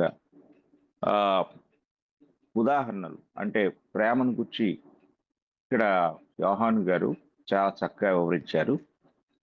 బైబిల్ గ్రంథంలో దేవుని చేత ప్రేమించబడిన వారుగా గుర్తించబడిన వారు కొందరున్నారు. వారు ఎవరు అనే సంగతి మనము ఒక్కొక్కటిగా ఈ సమయంలో చూద్దాం. ప్రేమ యొక్క విశిష్టత, ప్రేమ ద్వారా కలిగే మేలులు, ఇవన్నీ కూడా ఈ యొక్క వచనంలో సుమారు 9 వచనాలు ఇక్కడ కనపడతాయి. ఈ 9 వచనాల్లో మనకు చాలా విషయాలు దేవుడు బయలుపరిచారు. అయితే బైబిల్ గ్రంథంలో దేవుడు ఎవరిని ఆయన ప్రేమించాడు, లేక దేవుని చేత ఆ ప్రేమను పొందిన వారు, ప్రేమింపబడిన వారు ఎవరు అనే సత్యాన్ని ఒక్కొక్కటిగా మనము ధ్యానిద్దాం. ఇందులో మొదటిది బైబిల్ గ్రంథంలో మనం గమనించినట్లయితే మత్తయి సువార్త 3వ అధ్యాయము 17వ వచనాన్ని మనం చదువుకున్నట్లయితే అక్కడ ఒక అద్భుతమైన మాట కనపడుతుంది. మరియు ఇదిగో ఈయనే నా ప్రియ కుమారుడు. ప్రియ అన్న మాటకి అర్థం ప్రేమింపబడిన వాడు అని అర్థం. ఇది మనం జాగ్రత్తగా గమనించాలి. ప్రియ కుమారుడు, ఈయన యందు నేను ఆనందించుచున్నానని ఒక శబ్దము ఆకాశం నుండి వచ్చాను. ఇంగ్లీష్లో ఈ మాట ఇలా ఉంటుంది, this is my beloved son అని. ఈ బిలౌడ్ అనగా ప్రేమింపబడిన వాడు, ప్రియమైన వాడు అని తెలుగులో చక్కని అర్థాన్ని మనం చూడగలం. దేవుని చేత ప్రేమింపబడిన వారిలో మొదటి వాడుగా భూమి మీద శరీరధారిగా ఉన్న ప్రభువైన యేసుక్రీస్తు వారిని ఇక్కడ మనం చూడగలం. ఈ మాటను మరలా మనం గమనించినట్లయితే 17వ అధ్యాయము, మత్తయి సువార్త 17వ అధ్యాయము 5వ వచనంలో కూడా మనం చూడగలం. 5వ వచనం, అతడు ఇంకను మాట్లాడుచుండగా ఇదిగో ప్రకాశమానమైన ఒక మేఘము వారిని కమ్ముకొనెను. ఇదిగో ఈయన నా ప్రియ కుమారుడు, ఈయన యందు నేను ఆనందించుచున్నాను, ఈయన మాట వినుడని ఒక శబ్దము ఆ మేఘములో నుండి పుట్టెను. ఇక్కడ కూడా ఆయన దేవుని చేత ప్రేమించబడిన వాడుగా ఆయన సర్వలోకానికి సాక్ష్యం ఇస్తూ ఉన్నాడు. దేవుని చేత ప్రేమించబడిన వాడిగా, లేక దేవుడు ప్రేమించిన వాడుగా ప్రభు అయిన యేసుక్రీస్తు వారిని ఇక్కడ మనం చూడగలం. కనుక అలాగే అక్కడ తండ్రి సాక్ష్యం ఇచ్చాడు 2 సార్లు. ప్రభు కూడా తండ్రి ద్వారా తాను ప్రేమించబడిన వాడుగా సాక్ష్యం ఇచ్చిన సంఘటన యోహాను సువార్త 17వ అధ్యాయం 24వ వచనంలో మనం చూడగలం. తండ్రి, నేనెక్కడ ఉండునో అక్కడ నీవు నాకు అనుగ్రహించిన వారును నాతో కూడా ఉండవలననియు, నీవు నాకు అనుగ్రహించిన నా మహిమను వారు చూడవలననియు కోరుచున్నాను. జగత్తు పునాది వేయబడక మునుపే నీవు నన్ను ప్రేమించితివి. అంటే దేవుని ప్రేమను, తండ్రి ప్రేమను పొందిన వారి యొక్క వరుస క్రమాన్ని మనం చూస్తే ఆ వరుస క్రమంలో మొదటి వాడుగా ప్రభు అయిన యేసుక్రీస్తు వారిని ఇక్కడ చూడగలం. ఎందుకంటే ఇక్కడ ఒక కాలాన్ని ఆయన ప్రస్తావించారు. అదేమిటంటే జగత్తు పునాది వేయబడక మునుపే అనే మాట. కనుక మనం జాగ్రత్తగా గమనిస్తే ఈ మాట ఇంగ్లీష్లో ఎలా ఉంటుంది, before the foundation of the world అనే మాట. అంటే జగత్తు పునాది వేయబడక మునిపే ప్రభు అయిన యేసుక్రీస్తు వారు దేవుని చేత ప్రేమించబడిన వారు అని ఈ యొక్క వచనం మనకి తెలియజేస్తూ ఉంది. ఇక రెండవదిగా మనము గమనించినట్లయితే, ఇంకా ఎవరు దేవుని ప్రేమను పొందారు, దేవుడు ఎవరిని ప్రేమించాడు మనం చూసినట్లయితే యోహాను సువార్త 16వ అధ్యాయము 27వ వచనాన్ని మనం చదువుకున్నప్పుడు అక్కడ ఈ మాట మనకి కనపడుతుంది. యోహాను సువార్త 16వ అధ్యాయము 27వ వచనంలో, మీరు నన్ను ప్రేమించి నేను దేవుని యొద్ద నుండి బయలుదేరి వచ్చి తినని నమ్మితిరి గనుక తండ్రి తానే మిమ్మును ప్రేమించుచున్నాడు. అంటే ఎవరైతే ప్రభువైన యేసుక్రీస్తునందు విశ్వాసం ఉంచుతూ ఉంటారో ఆ వారందరూ కూడా దేవుని చేత ప్రేమించబడుతూ ఉన్నారు. దేవుడు వారిని ప్రేమిస్తూ ఉన్నాడు అనగా విశ్వాసులమైన మనము కూడా తండ్రి చేత ప్రేమించబడుతూ ఉన్నాము. చూడండి, యోహాను సువార్త 17వ అధ్యాయము 23వ వచనంలో, వారి యందు నేనును నా యందు నీవును ఉండుట వలన వారు సంపూర్ణులుగా చేయబడి ఏకముగా ఉన్నందున నీవు నన్ను పంపితివనియు నీవు నన్ను ప్రేమించినట్టే వారిని కూడా ప్రేమించితివనియు లోకము తెలుసుకున్నట్లు నాకు అనుగ్రహించిన మహిమను వారికి ఇచ్చితిని అని గొప్ప ప్రార్థన. యోహాను సువార్త 17వ అధ్యాయము ఒక అద్భుతమైన ప్రార్థన.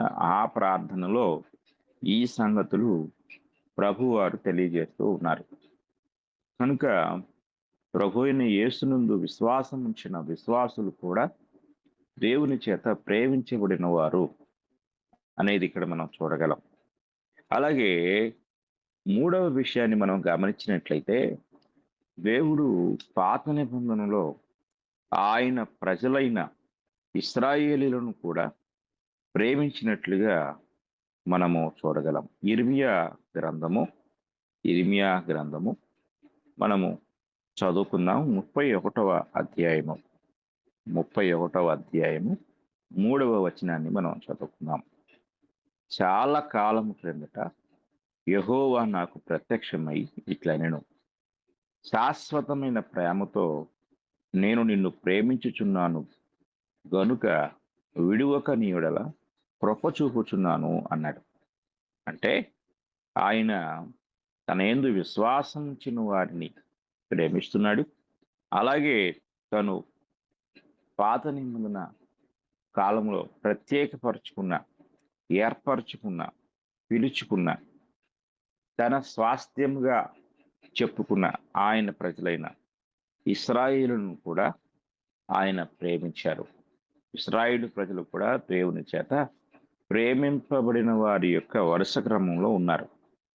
ఇక 4వ ప్రాముఖ్యమైన విషయాన్ని మనము జాగ్రత్తగా గమనించినట్లయితే, ఆయన తన గ్రంథంలో తెలియజేసిన ఒక అద్భుతమైన విషయాన్ని మనం ఎఫెసీయులకు రాసిన పత్రిక 2వ అధ్యాయము 4-5 వచనాల్లో ఈ మాట చక్కగా కనపడుతుంది. అయినను దేవుడు కరుణా సంపన్నుడై ఉండి మనము మన అపరాధముల చేత చచ్చిన వారమై ఉండినప్పుడు సైతము మన యెడల చూపిన తన మహాప్రేమ చేత మనలను క్రీస్తుతో కూడా బ్రతికించెను. ఇక్కడ మనం ఒక అద్భుతమైన ఆ వచనాన్ని చూస్తున్నాం. ఈ వచనాన్ని మనం పరిశీలిస్తే, దేవుడు కరుణా సంపన్నుడై ఉండి మనము మన అపరాధముల చేత చచ్చిన వారమై ఉండినప్పుడు సైతం అంటాడు. ఇక్కడ మృతమైన స్థితిలో ఉన్న మానవాళిని కూడా దేవుడు ప్రేమిస్తూ ఉన్నాడు. ఈ యొక్క అధ్యాయంలో, అంటే 2వ అధ్యాయంలో 1వ వచనంలో కూడా ఈ ప్రస్తావన మనకు కనపడుతుంది.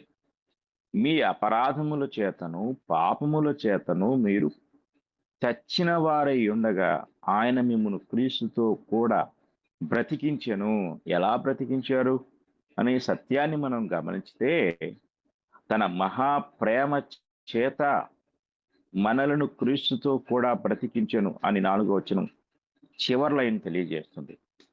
కనుక కృపగలిగిన దేవుడు చచ్చిన స్థితిలో ఉన్న మనలను ప్రేమించుట ద్వారా బ్రతికించారు. అంటే దేవుని ప్రేమ పాపి అయిన మానవుని మరలా తిరిగి బ్రతికించే గొప్ప అద్భుతమైన భాగ్యాన్ని అనుగ్రహిస్తుంది.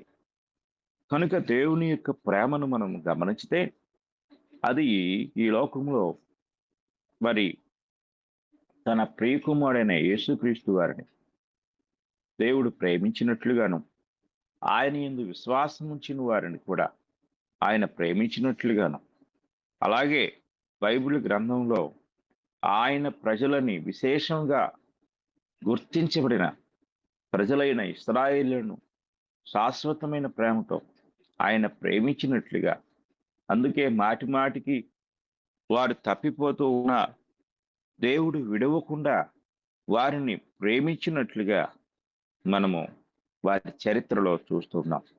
అలాగే సర్వలోకములో ఉన్న ప్రతి పాపిని ఆయన ప్రేమించుతూ ఉన్నాడు. ఆయన ప్రేమిస్తూనే ఆయన ప్రేమకు బదులుగా తన ప్రియకుమారుడైన క్రీస్తు యేసునందు ప్రతి ఒక్కరిని తిరిగి బ్రతికిస్తూ ఉన్నారు. అపరాధముల చేతను పాపముల చేతను ప్రతి ఒక్కరూ కూడా చనిపోయిన స్థితిలో ఉన్నారు. ఆ విధముగా చనిపోయిన ప్రతి ఒక్క పాపిని కూడా ఆయన బ్రతికించుటకు కారణమైనది ఆయన ప్రేమయ్యి ఉన్నది. కనుక మనము గమనించినట్లయితే దేవుడు ఎంత చక్కని కృపను ప్రేమ ద్వారా అనుగ్రహిస్తున్నాడో మనం గమనించాలి. ఈరోజు వాక్యం వింటున్న ప్రియ సహోదరి సహోదరులారా, ఒకవేళ మీరు పాపములో ఉన్నప్పటికీ, అపరాధములతో ఉన్నప్పటికీ ఆయన మిమ్మల్ని ప్రేమిస్తున్నాడు. తిరిగి బ్రతికించుటకు ఆయన సిద్ధముగా ఉన్నాడు. నీవెంత గొప్ప పాపివైనను, ఎంత గొప్ప అపరాధివైనను, నేరస్తుడవైనను దేవుడు నిన్ను తిరిగి బ్రతికించుటకు, రక్షించుటకు తన కుమారుని ద్వారా నిన్ను తిరిగి తన కుమారునిగా చేసుకున్నటకు ఆయన సిద్ధముగా ఉన్నారు. ఎవరు ఈ మాట నమ్ముతారో వారందరూ కూడా దేవుని ప్రేమకు పాత్రులవుతారు. ఇక మనము మూడవ విషయాన్ని గమనించినట్లయితే, అంటే ప్రేమ యొక్క ఉదాహరణలు చూసాము. అలాగే ఆ ఉదాహరణల్లో మనము దేవుని చేత ప్రేమించబడిన వారిని మనం చూసాము. అలాగే మూడవదిగా ప్రేమ యొక్క ప్రత్యక్షతలు, దేవుడు తన ప్రేమను ప్రత్యక్షపరచిన విధానం, ఎలాగ ఆయన సర్వ మానవాళి పట్ల తన ప్రేమను ప్రత్యక్షపరిచి ఉన్నారో అనే సంగతులను మనము చూద్దాం. మొట్టమొదటిగా దేవుడు ప్రేమించాడు అని మనం చెప్పుకున్నాం కదా.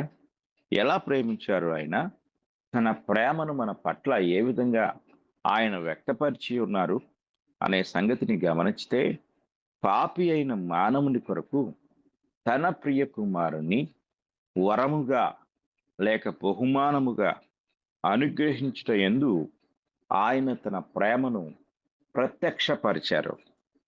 పాపి అయిన మానవుని కొరకు తన కుమారుని బహుమానముగా అనుగ్రహించుట ద్వారా లేక అనుగ్రహించుట యందు తన ప్రేమను ఆయన ప్రత్యక్షపరిచి ఉన్నారు.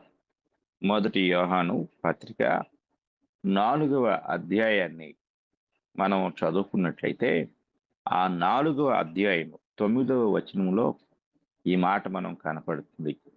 మనము ఆయన ద్వారా జీవించినట్లు దేవుడు తన అద్వితీయ కుమారుని లోకములోనికి పంపెను.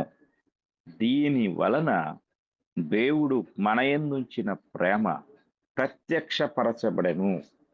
దేవుడు తన ప్రేమను కనపరిచాడు. ప్రేమ అనేది కంటికి కనపడే పదార్థము కాదు, కానీ ప్రేమను మనము కనపరచగలం, చూపించగలం. ఆ ప్రేమ ఎలా మనము కనపరచగలము ఇతర వ్యక్తుల పట్ల అనేది గమనించితే, దేవుడు కనపరిచిన విధానం మనం చూస్తే, దేవుడు తన కుమారుని యొక్క మరణము ద్వారా, ఆయనను ఈ లోకములోనికి పంపుట ద్వారా, మన కొరకు అనుగ్రహించడం ద్వారా తన ప్రేమను చూపించారు. తన ప్రేమను ఆయన ప్రత్యక్షపరిచారు.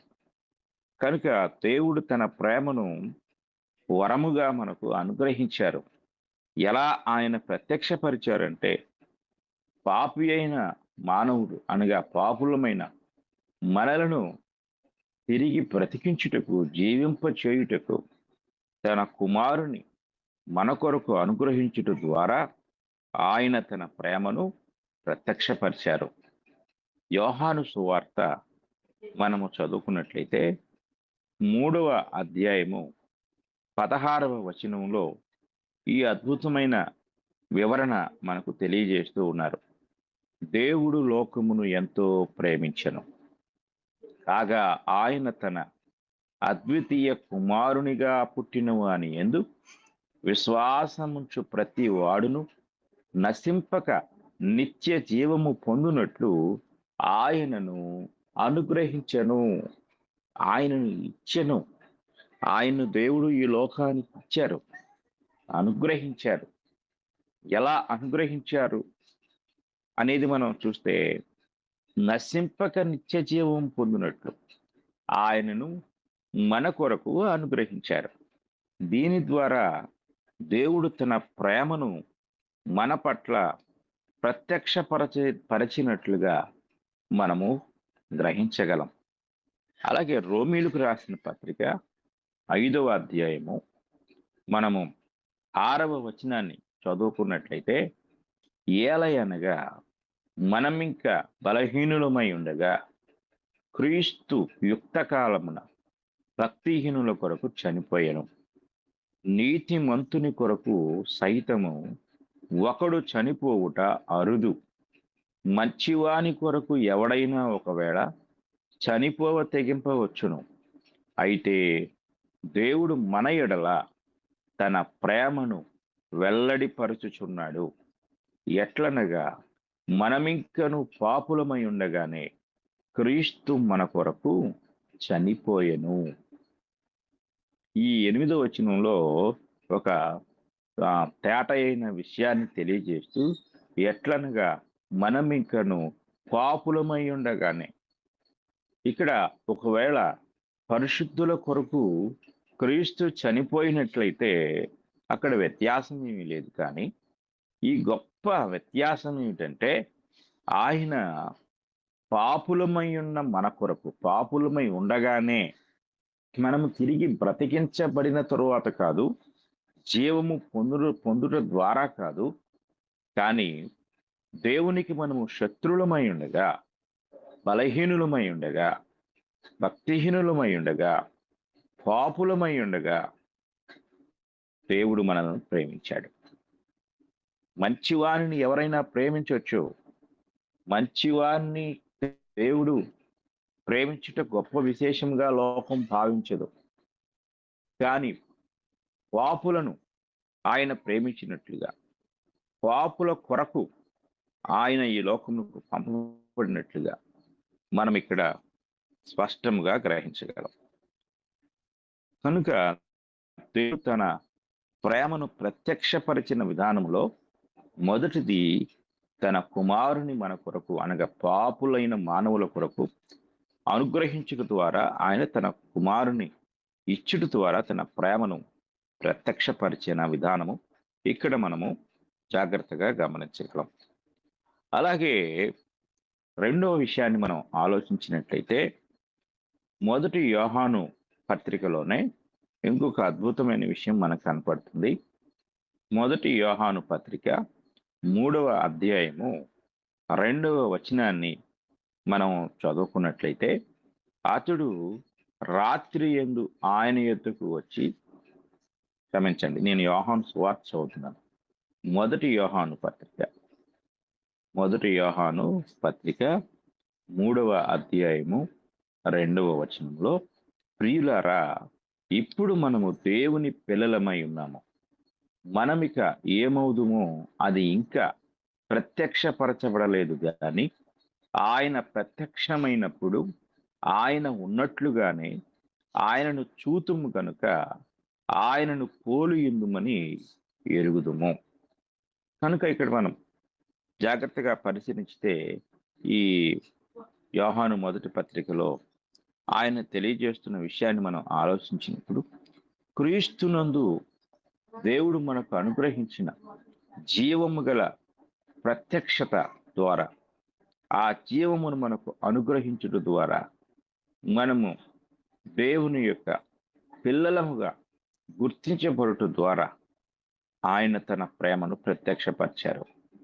ఇప్పుడు మనము దేవుని పిల్లలమై ఉన్నాము. మనమికి ఏమవుదుమో అది ఇంకా ప్రత్యక్షపరచబడలేదు. కానీ అంటే మనము దేవుని పిల్లము అనే ఒక గొప్ప భాగ్యమును దేవుడు మనకు అనుగ్రహించి ఉన్నారు.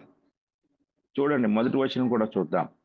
మనము దేవుని పిల్లలమని పిలువబడినట్లు తండ్రి మనకెట్టి ప్రేమను అనుగ్రహించెనో లేక ప్రేమను చూపెనో చూడుడి, మనము దేవుని పిల్లలమే. ఈ హేతువు చేత లోకం మనలను ఎరుగదు, ఏలయనగా అది ఆయనను ఎరుగలేదు. ఎంత అద్భుతమైన విషయం అంటే, పాపులమైన మనలను, బలహీనులమైన భక్తిహీనులమైన మనలను ఆయన తన మహాకృప ద్వారా పిల్లలుగా చేసుకున్నాడు.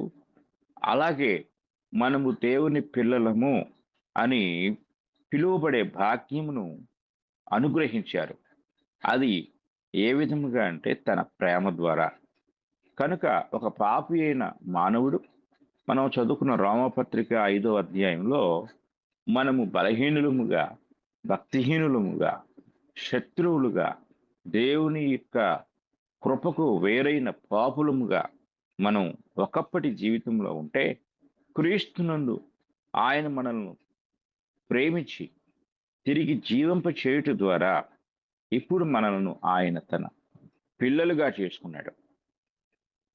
అది కేవలము దేవుని ప్రేమ యొక్క గొప్ప ప్రత్యక్షత అయి ఉన్నది. కనుక దేవుడు మానవాళిని ప్రేమించిన విధానంలో ఆయన ఎంత ప్రేమించారంటే తన పిల్లలుగా చేసుకున్నారు.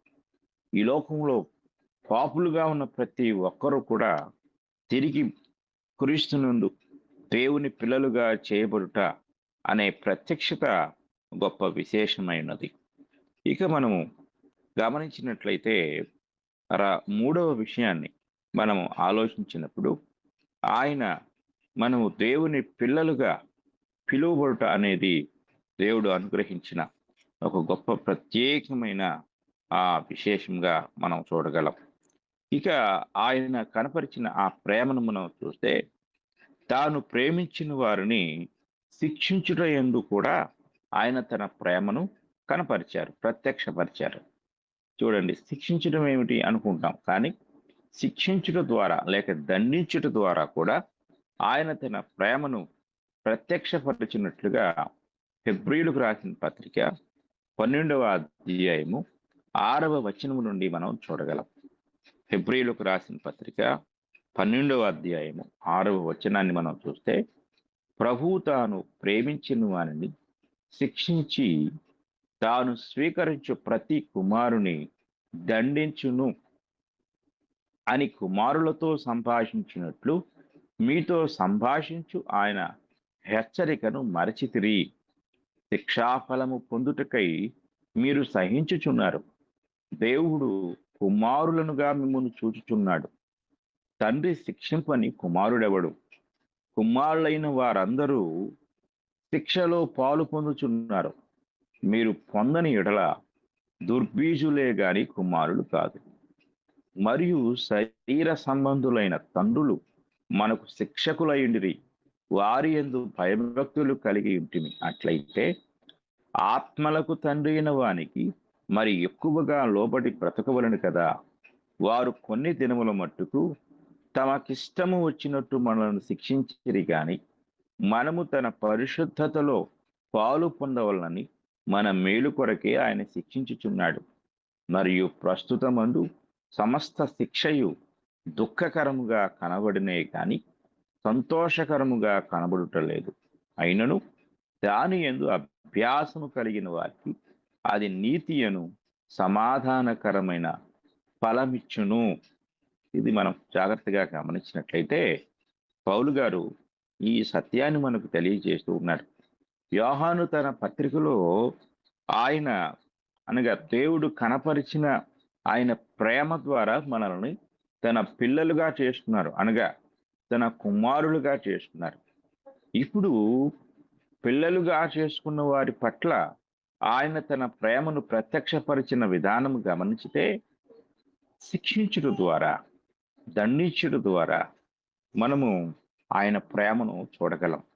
అంటే దేవుడు రక్షించుటలో మాత్రమే కాదు కానీ శిక్షించుటలో కూడా ప్రేమను ప్రత్యక్షపరుస్తున్నారు. కొందరు శిక్షించుట అనేది అది ప్రేమ కాదు, ద్వేషము, పగ, కోపము అనుకుంటూ ఉంటారు. కానీ ఇశ్రాయేలుల జీవితంలో మనం చూస్తే పలుమార్లు దేవుడు వారిని శిక్షించారు. ఆ శిక్షించుటకు మూలము కోపమై ఉండలేదు, ద్వేషమై ఉండలేదు, కానీ ప్రేమయై ఉన్నది అనే సత్యాన్ని అంతర్లీనంగా దేవుడు కనపరిచారు. అలాగే ఈరోజు దేవుని పిల్లలంగా చేయబడిన మనలను కొన్నిసార్లు దేవుడు దండిస్తారు, శిక్షిస్తారు. ఎందుకు అంటే క్రమపరచుటకే అనే సత్యాన్ని మనం గ్రహించాలి. మనలను క్రమపరచుటకు. కనుక కొన్నిసార్లు మనము దేవుని చేత శిక్షించబడుచున్నప్పుడు మనల్ని మనము క్రమపరచుటకే దేవుడు శిక్షిస్తున్నాడు. దీనిని మనం గమనించితే మన వాడుక భాషలో పిల్లలు తల్లిదండ్రులకున్న రిలేషన్లో, అలాగే విద్యార్థులు, అలాగే ఉపాధ్యాయులకు ఉన్న రిలేషన్లో డిసిప్లిన్ అంటారు. అనగా క్రమశిక్షణ. శిక్షణ అనే మాటలో శిక్ష అనే మాట మొదటిగా కనపడుతుంది.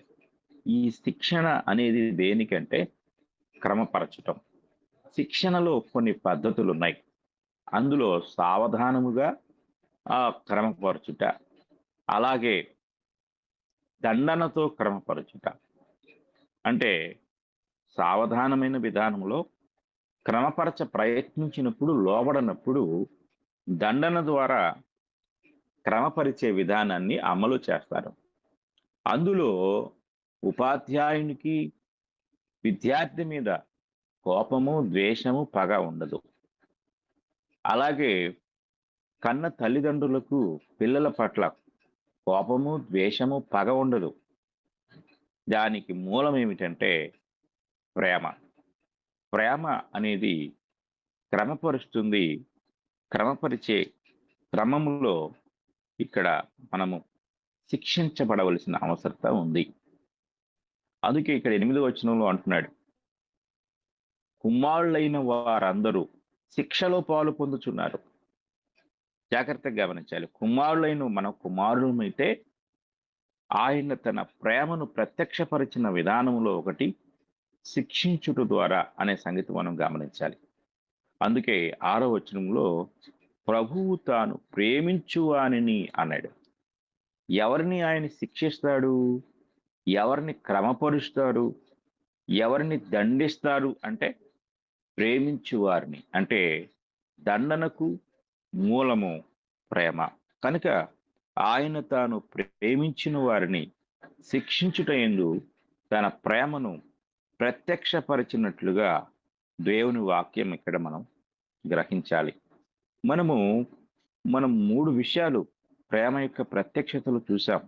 ముందుగా ఒకటి, ఆయన తన కుమారుని పాపి అయిన మానవుని కొరకు బహుమానముగా అనుగ్రహించుటలో చూసాము. అలాగే క్రీస్తునందు అనుగ్రహించిన ఆ జీవము కలిగిన స్థితిని అనుగ్రహించుట ద్వారా కనపరిచిన ప్రత్యక్షతను చూసాము. అలాగే ఆయన మనల్ని తన పిల్లలుగా చేసుకున్న విధానంలో కనపరిచిన ప్రత్యక్షతను కూడా చూసాం. కానీ మనం బాగా గుర్తుంచుకోవలసిన విషయం ఏంటంటే శిక్షించుట యందు కనపరిచిన ప్రత్యక్షత. ఎందుకు అంటే శిక్షించుట యందు కనపరిచిన ప్రత్యక్షత చాలా ప్రాముఖ్యమైంది. ఇది ఏమిటి అనేది మనం గమనించినప్పుడు ప్రభు యొక్క దండన మనకు మన ప్రయోజనం కొరకే అనేది గుర్తుంచుకోండి. దండన మన ప్రయోజనం కొరకు. దండించబడుట అన్నది మనకు అత్యంత అవసరము. ఎవరైతే దండన నాకు అవసరం లేదనుకుంటున్నారో వారు దేవుని యొక్క ప్రేమ ప్రత్యక్షతను పొందలేరు. ఇంకా ఈనాటి కాలంలో క్రైస్తవులుగా మనల్ని పరిశీలించుకుంటే క్రైస్తవుని జీవితంలో దండన ద్వారా ప్రత్యక్షపరిచే ఆ యొక్క ప్రేమ తప్పనిసరి అయినది. ఇది మన పరలోకపు తండ్రి యొద్ద నుండి మనము ఖచ్చితంగా పొందవలసిన వారమై ఉన్నాం. కనుక ముందున్న 3 విషయాలు మాత్రమే కాదు, కానీ ఈ యొక్క విషయాన్ని మనం జాగ్రత్తగా పరిశీలించినట్లయితే ఆయన ప్రేమించుట ద్వారా ఎటువంటి ఆ యొక్క దండనను కనపరుస్తున్నారో మనం ఇక్కడ చూడగలం. ఇక మరొక విషయాన్ని మనం చూసినట్లయితే, ఆయన పిల్లల జీవితంలో వారి ప్రతి పరిస్థితిలో వారిని ఆయన మరొక జ్ఞాపకము చేసుకునుట ద్వారా ఆయన తన ప్రేమను ప్రత్యక్షపరిచారు. ఎంత అద్భుతమో మనం గమనించాలి. ఇక్కడ దండన ఒకటే చూసాం, కానీ ఓవరాల్గా మనం చూస్తే సార్వత్రికమైన విధానంలో దేవుడు తన ప్రేమను ఎలా కనపరుస్తున్నారు అనేది మనం గమనించినప్పుడు యెషయా గ్రంథంలో ఒక అద్భుతమైన వచనం మనకు కనపడుతుంది. యెషయా గ్రంథము 49వ అధ్యాయము 15వ వచనాన్ని మనం చదువుకున్నట్లయితే అక్కడ ఒక అద్భుతమైన మాట కనపడుతుంది. స్త్రీ తన గర్భమున పుట్టిన బిడ్డను కరుణింపకుండా తన చంటి పిల్లను మరచునా, వారైనా మరచుదురు గాని నేను నిన్ను మరువను. ఎంత అద్భుతమైన విషయం. ప్రేమకు ప్రతిరూపము స్త్రీ. ఆ స్త్రీ యొక్క పాత్రలో కూడా ఆయన ఒక తల్లి యొక్క పాత్రను తీసుకొచ్చాడు. అంటే భార్యగా, సహోదరిగా, ఇంకా అనేక విధాలుగా స్త్రీ తన ప్రేమను అనేక విధాలుగా ప్రత్యక్షపరుస్తుంది. కానీ అందులో అత్యంత ప్రాముఖ్యమైన విషయం ఏమిటంటే, సందర్భం ఏమిటంటే తల్లి యొక్క పాత్ర. తల్లిగా స్త్రీ తన గర్భమున పుట్టిన బిడ్డను కరుణింపకుండా తన చంటి పిల్లను మరచునా, జాగ్రత్తగా గమనిస్తే మరచునా అనే ప్రశ్న వేస్తున్నాడు దేవుడు. అంటే మనం మరువదు అని సమాధానం ఇస్తాం. ఒకవేళ మరిచిపోయినా సరే వారైనా నిన్ను మరచుదురు గాని, వారైనా మరచుదురు గాని, అంటే తల్లి అయినా తన బిడ్డను మరుస్తుందేమో కానీ నేను నిన్ను మరువను. అంటే ఈ ఈ ఈ యొక్క మాట తల్లి యొక్క ప్రేమను అధిగమించిన ప్రేమగా మనం చూడగలం. అంటే మానవ జీవితంలో అత్యద్భుతమైన ప్రేమ బాంధవ్యము తల్లి బిడ్డల మధ్య ఉండే ప్రేమ. దానికి అతీతమైన ప్రేమ ఈ సృష్టిలో మనం ఎక్కడా చూడలేం. కానీ ఆ యొక్క తల్లి బిడ్డల ప్రేమ కంటే కూడా అతీతమైన ప్రేమగా, అంటే ఆ స్థితిని అధిగమించిన ప్రేమ దేవుని ప్రేమ. అన్ని కాలాల్లో కూడా ఆయన మనను ప్రేమిస్తూ ఉన్నాడు. జాగ్రత్తగా గమనించాలి. 14వ వచనం చూస్తే, అయితే సియోను యెహోవా నన్ను విడిచిపెట్టి ఉన్నాడు, ప్రభువు నన్ను మరచి ఉన్నాడని అనుకొనుచున్నది. అంటే సియోను అనగా యెరూషలేము లేక దేవుని ప్రజలైన ఇశ్రాయేలీలు అనుకుంటున్నారంట దేవుడు నన్ను మరిచిపోయాడు అని. కానీ దేవుడు అంటున్నాడు ఇక్కడ, లేదు లేదు, నేను నిన్ను మరువలేదు. ఎంతలా అంటే ఒక కన్న తల్లి తన బిడ్డను మరుస్తుందేమో, కానీ నేను నిన్ను మరువను అని తన ప్రేమను ఆయన తెలియచేస్తూ, చూడుము నా అరచేతుల మీదనే నిన్ను చెక్కి ఉన్నాను, నీ ప్రాకారములు నిత్యము నా ఎదుట ఉన్నవి. కనుక మనం జాగ్రత్తగా పరిశీలించితే స్త్రీ అనగా ఒక కన్న తల్లి ప్రేమ కంటే కూడా దేవుడు మనల్ని అమితముగా అధికముగా ప్రేమిస్తూ ఉన్నాడు. అన్ని కాలాల్లో కూడా అన్ని మన యొక్క జీవితంలో జరిగే ప్రతి కాలంలో దేవుడు నిన్ను నన్ను సర్వ మానవాళిని అంతటిని కూడా ఆయన గొప్పగా ప్రేమించే దేవుడై ఉన్నారు. కనుక ఆయన నిన్ను ప్రేమిస్తున్నాడు. ఎంత గొప్ప అద్భుతమైన విషయమో ఇది మనము జాగ్రత్తగా గమనించాలి. కనుక ఆయన తన ప్రేమను ప్రత్యక్షపరుస్తూ ఉన్న విధానాన్ని మనం ఇక్కడ గమనించగలం. కనుక ప్రియ సహోదరి, ప్రియ సహోదరుడా, దేవుడు నిన్ను ఎంతలా ప్రేమిస్తున్నాడు అనేది మనం గమనించితే, ఆయన పాపిగా ఉన్న నీ కొరకు తన కుమారుని గొప్ప వరముగా అనుగ్రహించుట ద్వారా తన ప్రేమను నీ పట్ల వెల్లడిపరుస్తూ ఉన్నాడు.